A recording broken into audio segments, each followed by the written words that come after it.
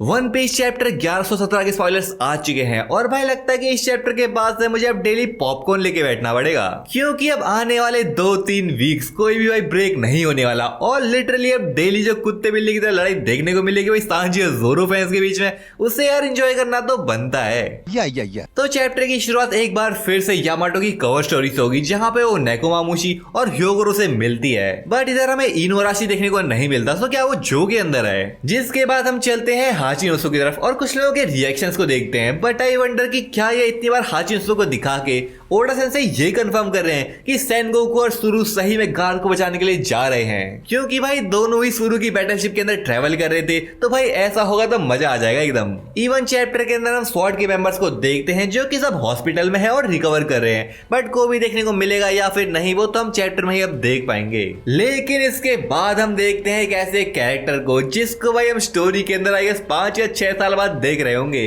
ये मरीन का कैरेक्टर भाई मुझे शुरू से काफी पसंद आया था, लेकिन पंख हजार के बाद तो भाई ओडा सेंसेई ने मानो से स्टोरी से गायब ही कर दिया था। बट फाइनली हम यहाँ पे स्मोकर को देखेंगे जो कि टशीकी से बात कर रहा था एंड लुक्स लाइक कि स्मोकर शायद हॉस्पिटल जाने वाला है और मे भी वही हॉस्पिटल जहाँ पे स्वॉर्ड के मेंबर्स हैं। आखिर क्या खिचड़ी चल रही है स्मोकर के दिमाग में? क्या स्मोकर भी स्वॉर्ड का एक मेंबर बन चुका है? सो भाई ये देखना तो काफी इंटरेस्टिंग होगा, क्योंकि कुछ ना कुछ इन्वॉल्वमेंट तो दिख रहा है यहाँ पे स्मोकर का। बट भाई अभी के लिए हम आते हैं एक ऐसी फाइट पे जिसका सब लोग एहेड के अंदर बेसब्री से वेट कर रहे थे, और जब ये फाइट हमें देखने को मिली ओडा सेंसेई ने भाई इसकी शुरुआत एकदम धमाके के साथ करी है। तो वीनस एहेड के लैब फेस को काट के ऊपर क्लाउड की तरफ जंप करता है और वो सडनली कुछ नोटिस करता है, जहां उसका ध्यान जाता है जोरो की तरफ। लेकिन यहाँ पे वीनस कुछ और भी नोटिस करता है और वो है जोरो की कर्स स्वॉर्ड सांडाई कितेत्सु, जो कि आई गेस ये कंफर्म कर रहा है कि वीनस के पास जो कटाना है वो और कोई नहीं बल्कि किटेत्सु फैमिली की सबसे स्ट्रॉन्गेस्ट कटाना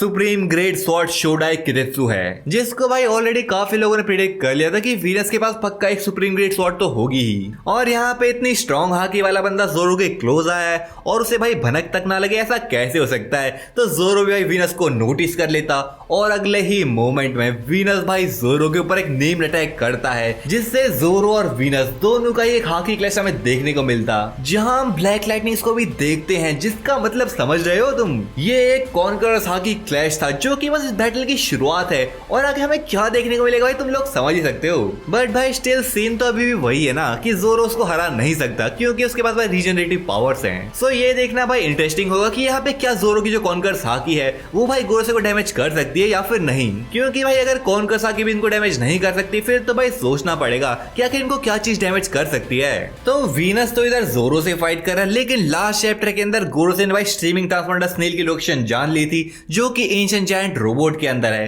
तो बाकी जो 4 गोरोसे हैं Jupiter, Saturn, Mars and mercury, वो सब भाई एंशिएंट जायंट रोबोट को घेर लेते हैं और इसी बीच वेगापंक का ब्रॉडकास्ट चलते रहता, जहां वेगापंक के पास उन सभी लोगों के लिए एक मैसेज है जिनके नाम के अंदर डी आता है, यानी कि जो भी डी क्लैन का एक मेंबर है, जहां पे हम ड्रैगन, ब्लैक बियर्ड, साबू और बाकी सब लोगों को भी देखते हैं। आई डोंट नो व्हाई भाई यहाँ पे लीकर ने साबू को मेंशन क्यों किया है। आई मीन चलो ठीक है साबू ड्रैगन के पास खड़ा होगा, बट भाई इधर डी मेंबर्स की बात हो रही है तो बस उन्हें ही दिखाना चाहिए ना। और साबू डी मेंबर तो नहीं है और ना भाई वो होने वाला है, क्योंकि उसका जो कैरेक्टर है वो भाई बिना डी के साथ ही काफी बेटर है, जो कि नोबिलिटी के आइडिया से नफरत करता है और सेलेस्टियल ड्रैगन्स को उनकी औकात दिखाना चाहता है ताकि भाई सब लोग इक्वल रह सकें। सो वेगापंक यहाँ पे डी मेंबर्स को ही लेके कुछ चीजों की बात करने वाला था, लेकिन तभी सारे गुरु से मिलकर भाई एंशिएंट जायंट रोबोट के ऊपर अटैक करने लगे, जिससे ना जाने कैसे बट ये जो ब्रॉडकास्ट है यहीं पे एंड हो गया।